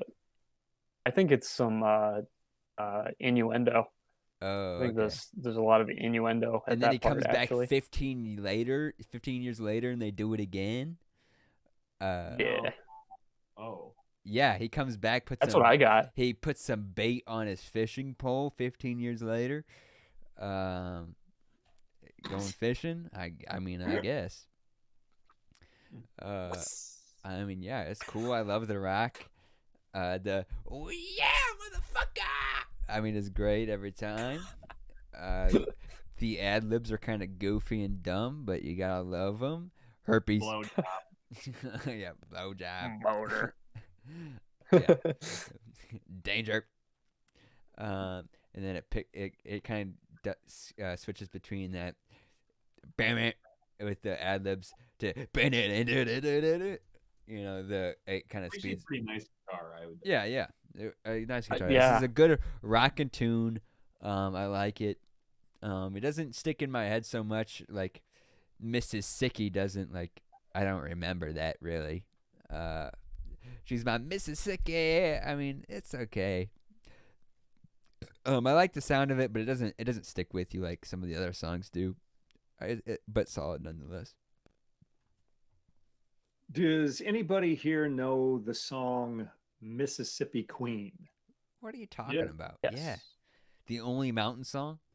This is a parody of Mississippi Queen, right down to the lyrical content, I think. I mean, no, I think you're right. I just didn't put it together. I was just like, sadly, it's a certain style of Southern rock, great imitation of type of music I'm not the biggest fan of, but definitely speaks to their talents that they can do a solid version of. Here's another type of song, but that's the vibe I got from it. I mean, it takes sounds from other things too, I think, but it seems like they've got the impetus from maybe that song. Yeah, I wouldn't call it a standout for me. Yeah, I agree with all that. I mean, there's some interesting parts, some amusing parts, but overall, not as great as the rest of the record, for sure. Yeah, I'm really curious about this next one, too. Shaquille? Yes, Shaquille. O'Neal. So real. Yes. Boy. Wow, that cool drum intro, that and the nice build. Musically, it's really, really fun. I don't have much on this song either, but I really, really enjoyed it. This one is in my top 5 of favorites. I couldn't help but smile during this song. We kind of get back to what I would call safely, as I would now call myself, an alternative champs aficionado as well at this point. I mean, you guys probably listen to more alternative champs. Yeah. This is their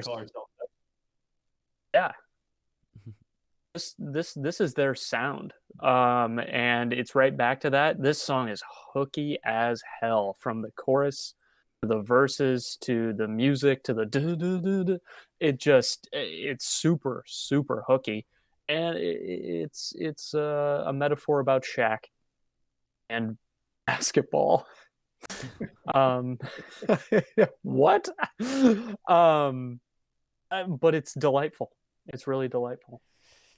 Yeah, up until my most recent full listen, I had thought they'd been saying, Shaquille O'Neal, you've got big balls. And I was like, okay, I mean, I guess it fits, but it's big bones. I didn't realize up until this last time. I'm like, oh, I thought okay, it was big balls. yeah, it sounds kind of like big balls. I Sorry, mean, boy, you got big which I bones. thought like kind of makes sense. Basketball is kind of a large ball, sure, Right.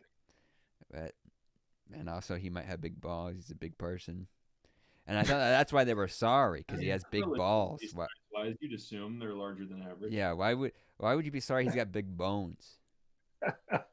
Right? Like you'd be sorry you had big balls. They could get in the way, you know. Yeah. You're riding up on your leg. You're taking up too much room. Not enough crotch space in your pants. Dropping down to your knees. Yeah, Right. Either way, it's a problem. Yeah, I mean, it wasn't my favorite. This one, you could probably be a skip for me, honestly. Mississippi and Shaquille is kind of where it kind of fades a little bit for me. The greatness, actually, right after Kicking Ass, I believe that's where it peaks for me, and then the rest is just kind of resolving action. Kicking Ass was the climax. Excuse me. Yeah. There's not much else to say about Shaquille. Yeah, this is another one. I wanted the lyrics. I'm like, why? I can't quite make out some of this stuff. And Yeah, obviously, huh? Yeah, it's my bad. I'm regretting that now deeply. No, I didn't mean it as criticism, but it's just like, I just couldn't quite be sure what I was hearing. And it turns out big balls, but whatever. But it is another solid tune. I'm with you, Kale. It's their. I mean, it's weird to say that as many sounds as they have, this is back to their sound. I mean, Yeah. what? I mean, and yet, to me, their sound really is hooky pop rock for the most part. But yeah. Terrific song, silliest subject matter since animals sleep in the craziest places. I'm tempted to say this song is off the mark, but it's just too good. Get Well, it? I'm glad you guys, Missing free throws. Never mind. Hmm? Nothing. I'm glad you guys like this one. This one's always kind of whooshed me. I was like, what? And I was like, I didn't never understood if I just didn't get it or they were just so random to make a Shaq song Yes. that I couldn't even understand like innuendo, metaphor, like I don't know. I couldn't find the joke. And I mean, the song's okay, but to me, it's not enough to like stand on its own really outside of the joke. But I guess I do really like when it's like, sorry boy. I don't know. I like that transition part of the chorus, but Yeah, it's very miniature tigers. You would like that.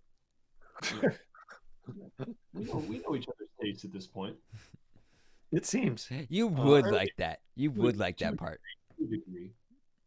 So I couldn't predict how you guys were going to feel about this one, this album. But I'm ready to keep it moving. Our second math problem. Oh yes. Pretty similar. Hilarious. It's funny. Only this one takes the tone of a serial killer, and the darkness of it is a refreshing, like bold, dark. This is a dark roast, I think, and I like it. And it's a funny.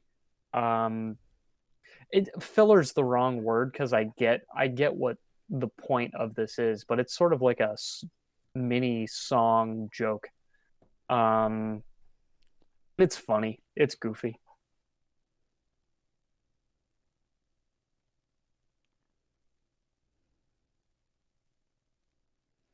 Jack Hansen. Oh, it is me. So it's the same thing as the first mathematics, just darker, pretty much. With the, I mean, it's the same concept though.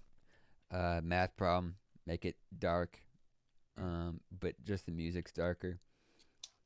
Like what is like a 12-year-old boy took an ice pick, a millimeter wide, stabbed an old man in the back. How long would it take for help to arrive? That's the song. Yeah. 4-inch ice pick in his hand. Yeah. Oh yeah, 4-inch ice pick, stabbed a hole a millimeter wide. How much? Yeah, how long would it take for it? Yeah. Which, I mean, if you knew, what I always thought when this was in my head, I'm like, how would I solve this? But I didn't solve it as how long would it take for help to arrive. I'm like, if I know how, like, on average, how fast blood came out, how long would it take for him to bleed out? And how much blood? How wide a millimeter is. That's minuscule. It's tiny. Minuscule. Yeah, but why would he need help at that point? Exactly. But he could just die if he. Oh wait, he got. It is an a artery, 4-inch though, ice didn't he? pick. Wait, no, artery was from the first one. Anyways, yeah, it's the same. It's a cute segue. That's about all I got for that. Yeah, I don't know if you guys got this or not. Maybe not if you're not so familiar, but this one, not so much as the first one, but the first one will just pop into my head. And I'll just start singing to myself, if Sally took a ride down the banister rail. I just can't help it. It just will randomly pop in. And I like that. But it's time to head down the end of our road to Rockingham. Get back to Rockingham. Holy Jesus, this is a song. In the beginning, wow. Sort of shitting all over this town of Rockingham. Talking about the best place to get a hooker, where the dirtiest hooker is, where all of the sort of the grossness and the most disgustingness of this town, and how he likes his family, he loves his family, but he doesn't like them, and that, you know, he's going back to this part. My note is musical odyssey, I guess. I first listen, we're going along, and I'm like, all right, this is cool, I get this, and then there's a very long silence. And I'm really confused. I'm like, is this a mistake on this record? And then I was like, well, they only have 140 some followers. Oh, makes sense. And then we, oh dear God. And then we get to this part, the country music part in the middle. And I'm sitting here and the music starts and I'm like, oh, this is cute. I really like this. This is really, really nice. And then he starts singing. And he doesn't mind if you he doesn't mind. No. Yeah, they're racing down the highway, right? And it just sounds like country music. And it's like, we're gonna race down the highway, and then he hits you with the I don't mind if you come on my face. What? One of my it's so funny because here I am, I'm rocking along, I'm like, oh, this is really sweet, this is really nice, and then I don't mind if you come in my perm and washing out the sperm. That made me laugh so hard the first time. I was in tears. I was laughing so hard. Another moment of, is this the same guy singing? Yeah. Because he's using this deep, like, Trace Adkins voice. I'm like, oh, this sounds really, really good. I love his voice. Not to mention, and how could I forget, the bluegrass section, the banjo part. Wrote a big note there which says banjo, yay. Because I love bluegrass music. And it's a nice little part. And this is, I think there's a story there. I think this is a story song. But I don't know if the stories connect. but it's so funny. It's the morning after.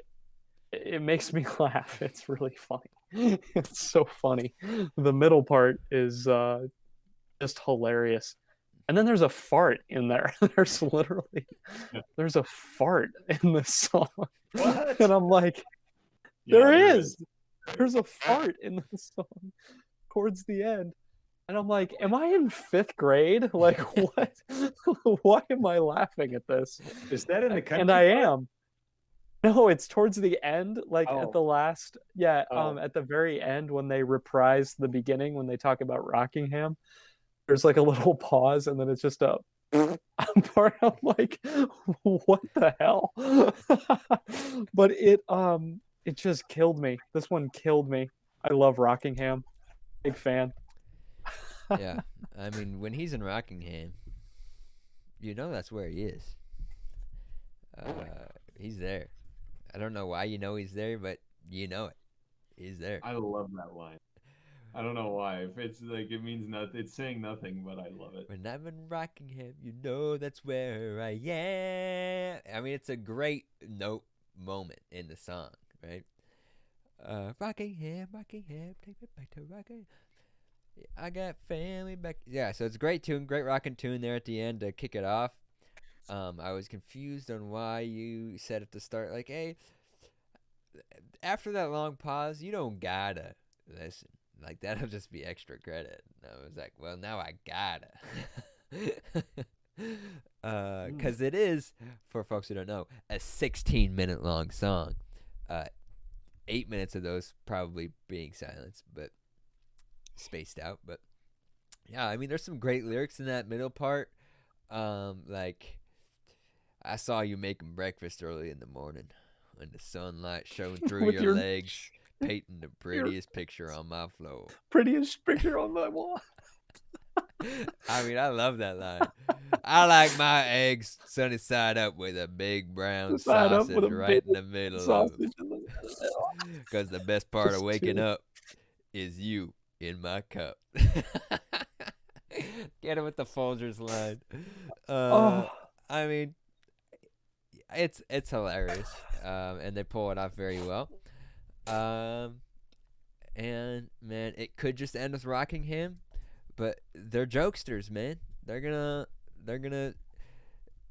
bring you back to 5th grade making gay jokes. You thought it ended at gay 90s. You were wrong. It's gay cowboys. Gay cowboys too. They took you to Ram Ranch. They did. This was literally pre-Ram Ranch.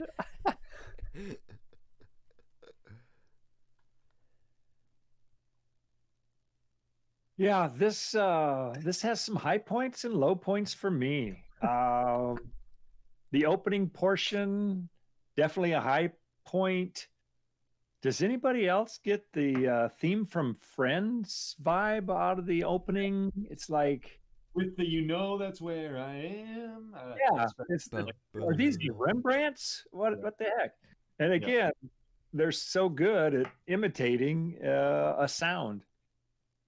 But it's a funny tribute to Redneck Heaven, Rockingham, North Carolina, best known for the Rockingham Speedway and all the loveliness that race fans bring with it. The country version, oh boy.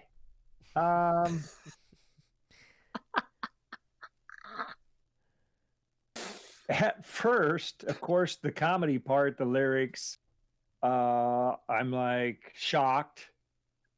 And then I think they're funny. But eventually, sadly, I know these guys are good and that this is a great parody because eventually I hate this song as much as the real thing that is country music. And then I start thinking the lyrics miss silly and go right to stupid. But I think it's the music twisting this in my mind because initially, I'm thinking, yeah, that's hilarious.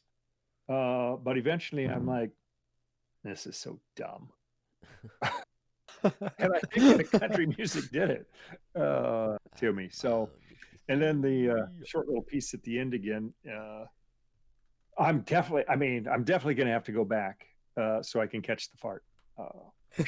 There's definitely a fart in there. Through the whole 16 or like fast forward to the last minute is the question. But yeah, I don't mind. I'm so shocked that Jack, you and Kill got such a kick out of the middle part, because to me, like, I sit through all of Rockingham because I love Rockingham. I love 37 Kittens and a pit bull named Shazam. I love, wall-to-wall carpet in the trailer. And so many of those lines, but I got to be with Dad in the middle part. I'm like, I found it amusing early, but now I'm just like, I got the Rockingham, and that's all I really came for. Well, of course, I don't listen to this. I haven't listened to this song 10 times, and I'm not going to continue to listen to the country part. It's funny for what it is. Like the first time you hear it, like, oh, okay. I mean, and that's funny. That's why I played it for Dad the first time, because I wanted to see his reaction, and it was funny. I'm like, have you gotten to this part yet? And he's like, oh, no, I haven't. And I'm like, well, let me just play it for you. I bet that would have been great for a live reaction. Yeah. Had to give him the prettiest picture on my floor. Still the best line. I don't mind if you feel me. It's great. It's very funny. But no, I won't continue to keep listening to it. I know it is stupid, right? It's not inherently funny humor anymore. After the first shock factor, now it's just like, okay, it's from 2005. It's really funny because I haven't heard jokes like this anymore. Because they're not funny anymore. That's funny, yeah. And that's kind of why it's so funny right now, or like when you hear it now in 2021, because like that's so 2005. What? You're so dumb. But it's just, you don't expect it. So it's funny. All right. Is it about time? Yeah, I think so. I'm so happy that, I was worried this could have gone like a Smash Mouth kind of direction. I really, like, I can't emphasize enough how much this was a wild card to throw this out to you guys. I've been sitting on this one for a while. But it never really felt right. So I got to thank Kale for giving me the courage to open this door by selecting Grinder Man. Would not have done it without you. I'm dead serious. I would not have. And yeah, I'm just happy to share alternative champs with the world. Oh man, because they don't get enough. Sorry, that's the only solace we have for fighting our way through Grinder Man is we get to alternative champs. Get to Fort Awesome. You're welcome, Gail. No comment. All right, shall we select the vault song? Is this getting longer every time? Yeah. Yeah, I think we need to add the layers of the vault need to get thicker the more valuable material we have inside. So obviously we need more vault layers. There we go. I don't know. It's gonna get expensive though. I don't know what we're gonna need something that can stop it from like a Moonraker laser beam next. I'm gonna add a zipper. All right. I think this is gonna be the easiest vault song. And I think we are in unison when I say swimming in the pool is got to be the vault song. Oh, wow. Yeah. He only says that once in the whole song, right? There might be a few times. I think it's only at the beginning, right? Just the yeah. I think that's the only time. After the I thought he might come back and say it more than one time. Anyway, it doesn't matter. I don't know. Great part. That's going on my playlist. It's locked in the vault. This is the shortest Devault ever. Devault. So, I'm curious. Would you guys also say if you were going to tell people to listen to one alternative Champs song, that's the song you'd pick too, or do those not necessarily go hand in hand? I think I do like it, and I think it is the best. But like, if I wanted them to know, but sadly I can't do this. I want it to be Fort Awesome. I think that is so uniquely them, and I think it does kind of encompass them. But it's just like the audio quality isn't great on it, so like I can't do it because it like sounds distorted and not great, so I can't do that. Oddly enough, I was just getting such a kick out of Kicking Ass. I think that was the first one I was playing. It was just so funny. So funny you say that. Yep. Yeah. That's the obvious one for people to understand something funny right away. Right. I mean, you can't just say Swimming in the Pool and have them listen to it once. They won't. There's a good chance they won't get it. Right. Especially if Ass. it's not like a dedicated listen. Like if you're playing it for them, they're like, "Oh, what is this?" But if they stumbled across it themselves and like were forced to listen to it, they're like, "Oh, this is funny." Instead of just having someone play it for them, they're like, "This isn't a great song," because they're not like blown away by it. They have expectations or whatever. If you play Swimming in the Pool and go and build it up and go, "Oh, these guys and this song, oh my God," and you play it for them, you won't be invited over for dinner again. I mean, you just can't present it like that. There's just no way. Yeah, I agree. I was gonna say I'd argue almost I haven't shown these guys to a lot of people, but whenever they do come out, it's always Kicking Ass that comes out. Throwing that out there. Yeah. All right, shall we rate this bad boy? Oh yeah. Oh yeah. Yeah. I'm gonna kick this. All right. I'm gonna kick her off. Solid. 4.2. Wow. Woo! And I will say this. Not only have a majority of these songs wound up on my liked songs playlist, but this album has been added to the very rarely added to album collection of mine on Spotify, where only the elite albums are. See, Wow. My albums section in Spotify is completely opposite. Even if I hate the album, I think I have to at least like the album that we've been listening to, just as like I can remember when we went over that. Like, right? Yeah. Like, it's kind of like a, like I'm looking back at the archives and I'm like, wow, there goes Grinder Man. I'll never listen to that again, but man, did we listen to that. Fuck that album. Yeah, like listen to that. Or like Anti-Socialites, I don't know if I'll go back to, but if I'm looking for something chill and I'm ever in that mood, yeah, I might. Or Painkiller, like, man, rarely will I ever be there. Or Miniature Tigers, never in my life. Why is Kale a part of this podcast again? I mean, you bring up those couple, and it's like, yeah, but then you get Parker Millsap, and I'm like, man, I listened to the shit out of that. I've been listening to Hades Pleads and Hands Up nonstop, and then his new song Vulnerable kicks ass. Yeah. Okay. Yeah. Case closed. You said Grinder Man. When you said Grinder Man, man, did we listen to that? That reminds me. That's like exactly like, that's where I am. It's like, when I that's what I listen to. Yeah, so I just gotta like all of them just so I can see, like, yeah, that was a time we listened to. Yeah, cool. But to rate, I gotta rate it first.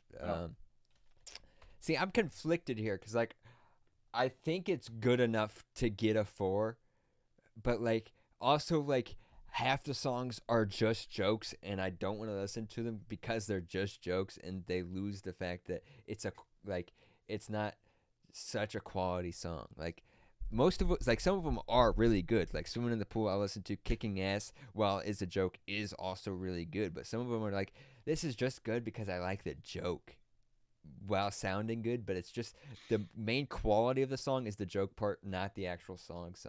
So it's like, it's also like on 3 territory. So like I'm conflicted. So I don't know how to rate it. I mean, it's tough. I agree. I think I have to go 3. I think initially, like within the first 3 listens, it's a 4.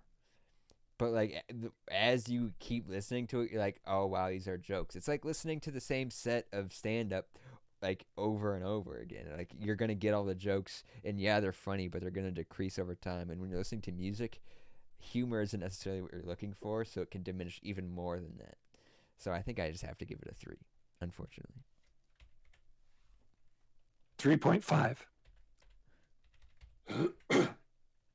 Yeah, Jack, I was kind of in the same boat as you. As like, well, I do like a lot of these songs, but are they really like music in the same way? I mean, not like music in the same way, but I don't know. It's different because of how much humor is in them. But at the same way, where you're talking about getting sick of hearing the same joke over, for me at the same time, these songs can also kind of work as like mood stimulators to me in some ways, where it's like they can either bring my good mood up even higher or maybe put me in a good mood, or like Kicking Ass, great for a pump up song. Like, I don't know, this album has like some good emotional crutches for me, or whatever you might want to say. And I got to give it some points for that, because at the very least I revisit for that reason, even if the song isn't like stuck in my head because of the hook. So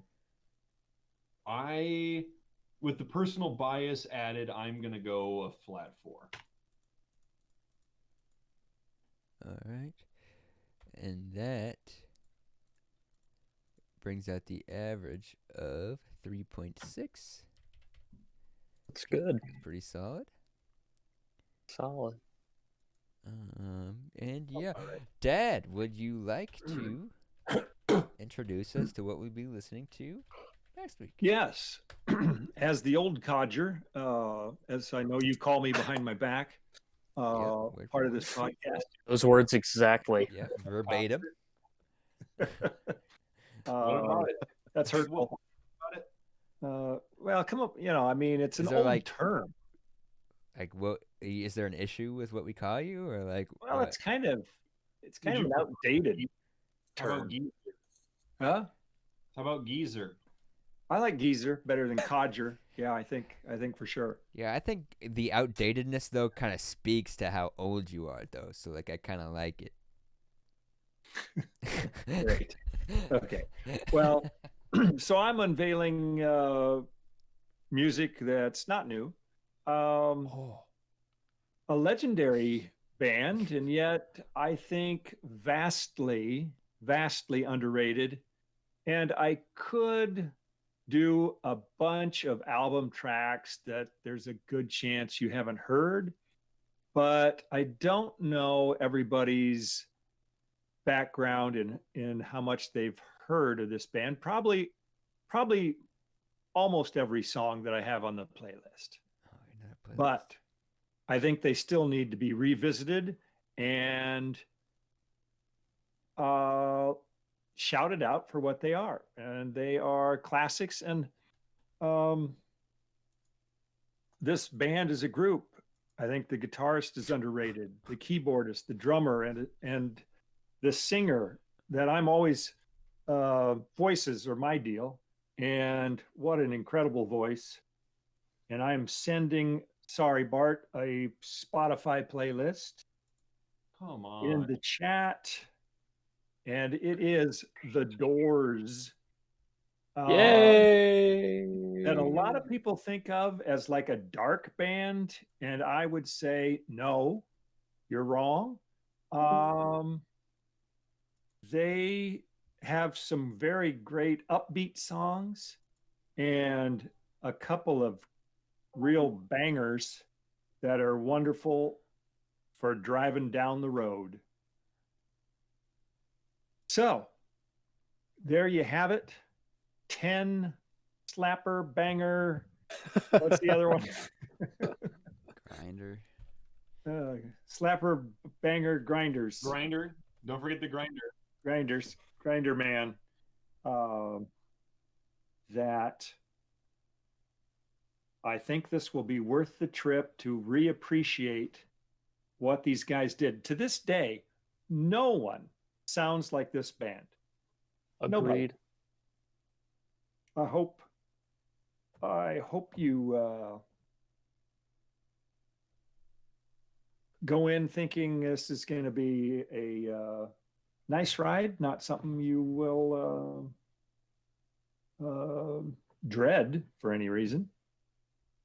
Well, I'm actually really excited about this one because I have very surface level Doors experience, like Light My Fire, Riders on the Storm, Paint It Black or the Paint It Black's Rolling Stones, isn't it?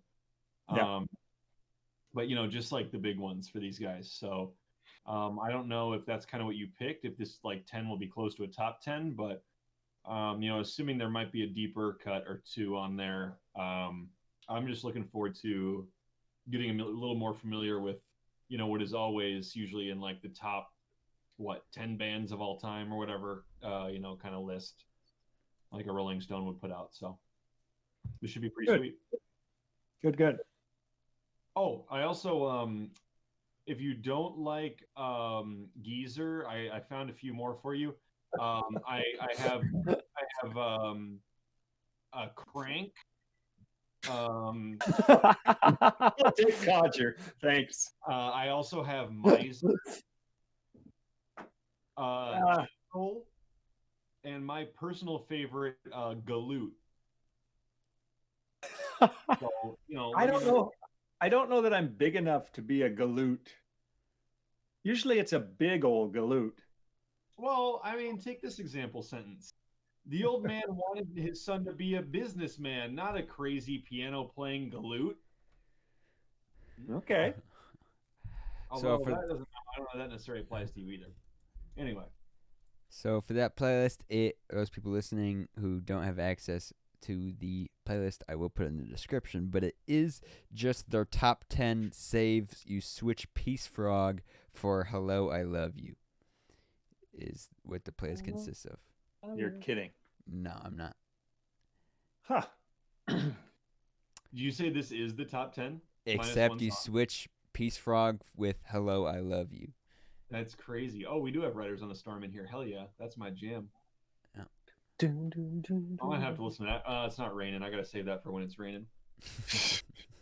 Ultimate rain. It rains every time you play it. Hey, Roadhouse Blues. Roadhouse Blues is the best. Yes. That might be my number one. All right, well, don't spoil it. Spoiler alert. Okay. Well, join us next Banger week alert. for The Doors Best of Greatest Hits, Top 10. Codger alert. Codger alert. Codger warning.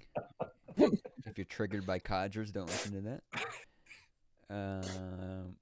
Thank you for listening to Boomer Passing alert. Notes. Boomer alert. Sorry. No, Sorry, good. Jack. You're good. Leave a comment on the YouTube video and we will read it next time. Sorry we didn't read comments this episode. It's because I'm lazy and didn't upload the last one because I haven't edited it yet. Sorry. But this one will for sure probably just be out tomorrow. Out of order. Awesome.